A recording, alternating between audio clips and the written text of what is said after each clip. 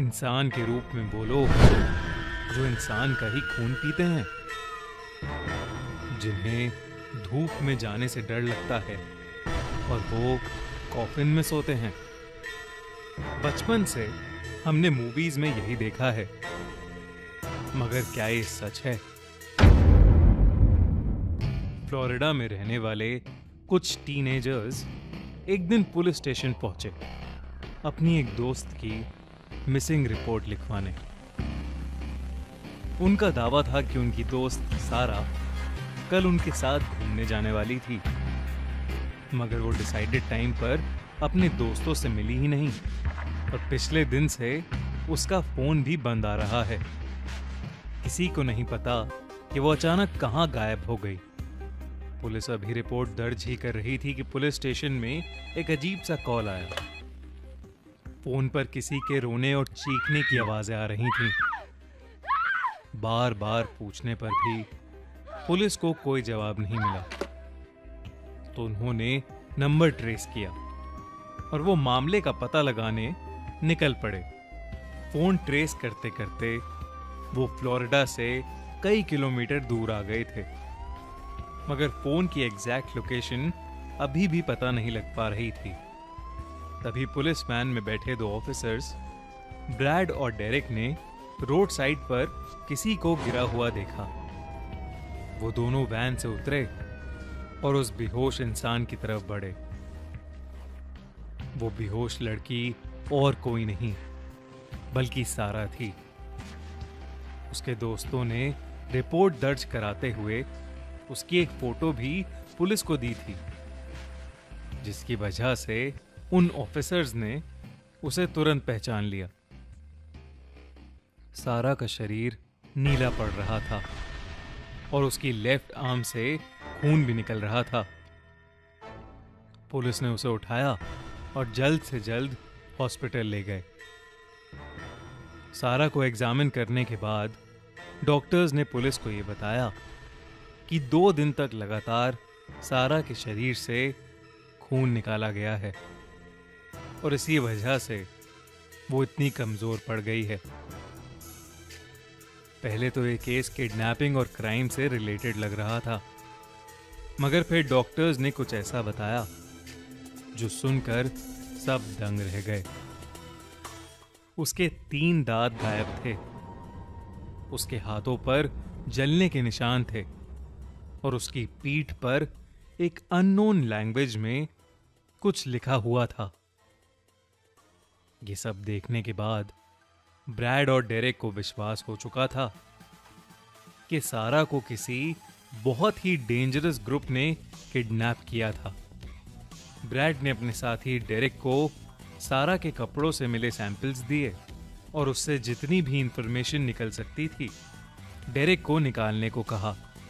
Bread खुद भी उसी रात इन्वेस्टिगेशन के लिए निकल गया था। तकरीबन 1 घंटा गाड़ी चलाने के बाद वो शहर से दूर जंगल में पहुंच चुका था।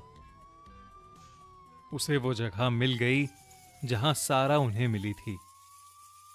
वो उसी रास्ते पर और आगे जाने लगा, लेकिन थोड़ी देर बाद ब्रैड वहीं पहुंच गया जहां से उसने चलना शुरू किया था। उसे कुछ समझ नहीं आ रहा था कि आखिरकार उसके साथ ये सब क्या हो रहा है। तभी उसे दिखा कि खून से लथपथ कुछ अजीब से दिखने वाले लोग उसकी गाड़ी के पास आ रहे हैं। उन सभी के चेहरे बहुत भयानक लग रहे थे और वो धीरे धीरे ब्रैड की तरफ बढ़ रहे थे।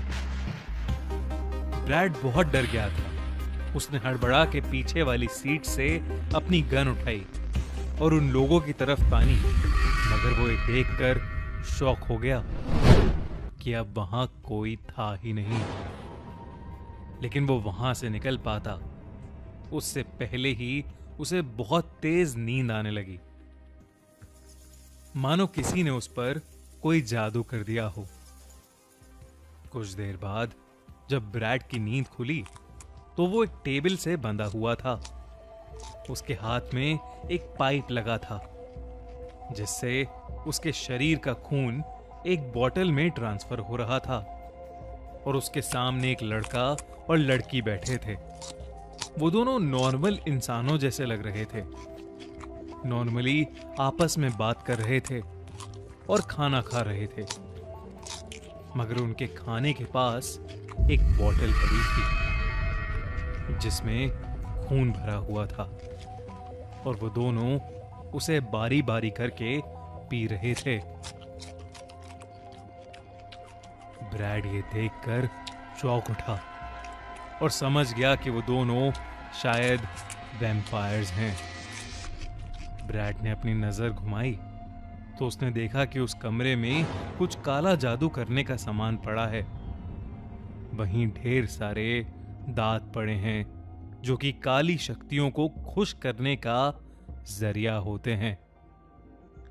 उसे अब सब कुछ समझ आ चुका था, ये भी कि सारा को भी इन्हीं लोगों ने पकड़ा होगा। रात आते आते ब्रैड के शरीर में बिल्कुल ताकत नहीं बची थी, मगर फिर भी हिम्मत करके उसने किसी तरह अपने हाथों की रस्सी खोली और उस घर से भाग निकला। बाहर निकलकर उसे एक फोन बूथ दिखा जहां से उसने पुलिस स्टेशन कॉल किया और लकीली फोन डेरिक ने उठाया।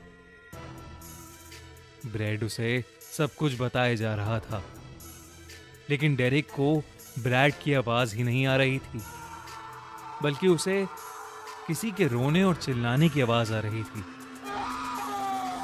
डेरिक ने उस फोन कॉल को ट्रेस किया और वो उसी रास्ते पर निकल गया। कुछ ही दूर जाकर उसे ब्रैड दिखा। वो उसी जगह गिरा पड़ा था जिस जगह उन्हें सारा पड़ी मिली थी। डेरिक ब्रैड को तुरंत हॉस्पिटल लेकर गया, लेकिन कुछ ही पलों में ब्रैड ने दम तोड़ दिया। उधर सारा भी ज्यादा दिन बच नहीं पाई और खून की कमी से उसकी भी मौत हो गई। ये सब होने के बाद डेरिक ने हर दिन हर रात उस जगह की इन्वेस्टिगेशन करनी शुरू कर दी। कुछ समय बाद उसे जंगल के बीचों बीच एक कच्चा सा घर मिला, जिसके बाहर एक टूटा हुआ फोन बूथ भी था। उस घर में कोई नहीं था। डेरिक और उसकी टीम ने जब उस घर की तहकीकात की तो उन्हें पता चला कि इन सब के पीछे एक सीक्रेट वैम्पायर्स का ग्रुप था, जो कि इंसानों का खून पीकर अपने आप को जिंदा रखने की कोशिश कर रहे थे। और ये सब करने के लिए वो काले जादू का इस्तेमाल कर रहे थे।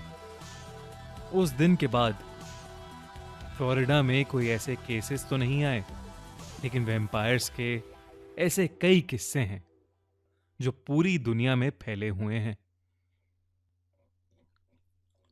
ये कहानी एक सच्ची घटना पर आधारित है, लेकिन क्या आप वैम्पायर्स में विश्वास रखते हैं? कमेंट्स में हमें जरूर बताइए। अगर आप एक रात सोकर उठो और आपको पता चले कि आप चमगादड़ बन गए हो, एक बैट, एक बेताल, तो मैं अभी अभी थामा मूवी देख कर आया हूँ और ये मूवी फुल पैसा वसूल है। मूवी में आयुष्मान, जो कि एक जर्नलिस्ट है, उसे रश्मिका से प्यार हो जाता है और रश्मिका एक बेताल है। मूवी के अकॉर्डिंग बेतालों को इस दुनिया की रक्षा के लिए बनाया गया है, पर बेताल जंगलों में ह्यूमंस की दुनिया के बीचों बीच सालों से छुप कर रह रहे हैं। क्यों? ये मूवी देखकर पता चले। तो गो वॉच थामा इन थिएटर्स।